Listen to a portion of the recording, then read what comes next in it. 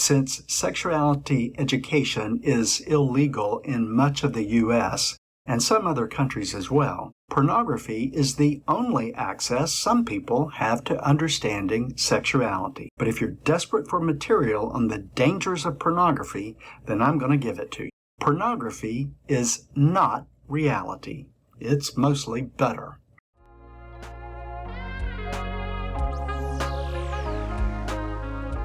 Hello again. I'm Dr. Stephen Davidson, the Sexual Integrity Coach. Welcome to another episode of Adult Sex Education. Men often ask me about the dangers of pornography. Can I get addicted to it? Will it cause erectile dysfunction? Will it cause me to ejaculate too soon, too late, or not at all? Will it ruin my relationship? Women never ask me these questions because pornography does not appeal to the female brain in the way it appeals to men.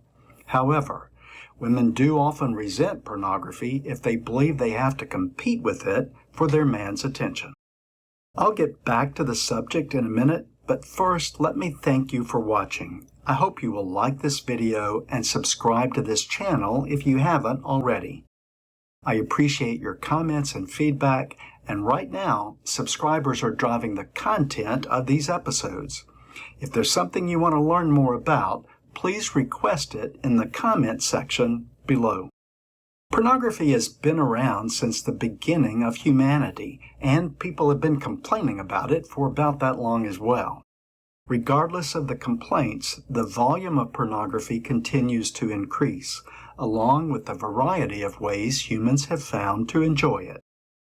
In ancient times, pornography was painted or carved into cave walls. It's been sculpted, photographed, videoed. It shows up in magazines, movies, erotic literature, and even performance art, if you can call it art. Pornography, like every other human creation, is a manifestation of what humans are already fantasizing about. If you can imagine it, you can create it. Perhaps no other subject has created more controversy for politicians and preachers than nude images of people enjoying erotic pleasure. I mostly defend pornography because I judge it's not as harmful as your grandmother and your preacher claim that it is. Since sexuality education is illegal in much of the U.S. and some other countries as well, pornography is the only access some people have to understanding sexuality. But if you're desperate for material on the dangers of pornography, then I'm going to give it to you. Pornography is not reality. It's mostly better. It's pure fantasy. If you don't like what you see, you can easily switch to something you like better. Pornography is there for you when your partner isn't. Unlike hookups that stand you up, steal your wallet, or end up looking older and fatter than their profile pic, with pornography, you always get what you see. It's right there on demand. Pornography never has bad breath or annoying habits, and you won't have to get a restraining order on it the next day because it refuses to leave your house. It will never say no to you or complain. As wonderful as all this sounds, it is also one of the pitfalls of pornography. If you spend too much time with it, you're going to be very disappointed in sex with a real person. This has become a real problem for some young men who spent their adolescence consuming endless hours of pornography. Some urologists and sexologists believe the easy access to porn is a factor in why we are seeing increasing rates of erectile dysfunction among young men. They started looking at pornography very early in life, and it set an unrealistic expectation about what sex is really like.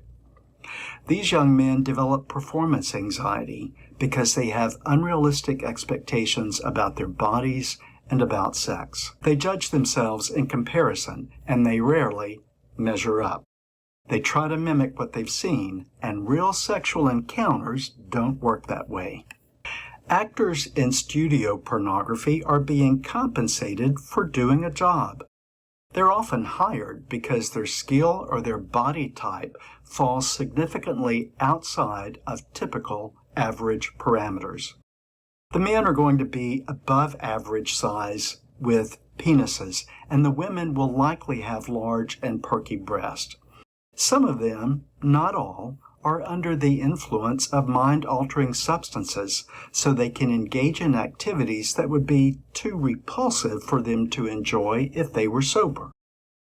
They might use penile injections to keep themselves perpetually erect for long video sessions. One video is often filmed over multiple hours and sometimes days, with lots of retakes and edits. An inexperienced young man might be inclined to think that what he sees in the video is what sex is really like in a relationship between two people. Another pitfall of pornography is that it can make you a lazy lover. Sure, you can learn a few new positions or techniques, but trying them in real time with a partner who isn't a porn actor will likely not get you the same outcome. Real partners come with baggage that you have to learn to navigate. You have to learn to tolerate all the other facets of their personalities while trying to remain erotically excited to be with them. We humans are complex, multidimensional creatures. Our bodies are not perfect. Sex sometimes brings out our insecurities, our fears, our vulnerability, and more often than not, the average person doesn't know how to effectively relate on this very intimate level. Sexual intimacy is not about what you do with your body, it's about what you do with your heart. When it comes to sex, this is what separates the boys from the men. Sex with a real person requires communication, which is difficult for most people. Talking about things like sexually transmitted infections or our vulnerabilities and anxieties isn't sexy, and you never see those real discussions happening in pornography, even though they might be happening behind the scenes. Some men turn to pornography because they are in relationships with lazy lovers who don't want to connect erotically or are too self-absorbed to consider the other person's wants and needs. Pornography can become a compulsion for some men. Most men find pornography to be highly pleasurable and an efficient and convenient divergence from stress, loneliness, or boredom. This is why some people refer to this concept of pornography addiction. While pornography addiction isn't an official diagnosis, compulsive use can become problematic if you prefer it for erotic pleasure instead of your partner. If you identify as someone who doesn't really want to be in a regular relationship long-term with a regular partner, then you're not experiencing any relationship consequences. Lastly, as exciting as pornography can be, it can never give the tactile, taste, and olfactory sensations you receive during sex with a real person. It only appeals to your auditory and visual senses. So if taste, smells, and touch of someone else is what drives your erotic desire, pornography will never be able to substitute for a live person in bed beside you.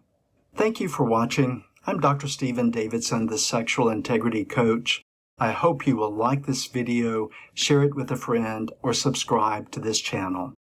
For links to my books, Sexual Integrity, Finding the Courage to Be Yourself, or Peaceful Mind, Peaceful Life, the Guidebook to Happiness, please check out my website at sexualintegritycoach.com.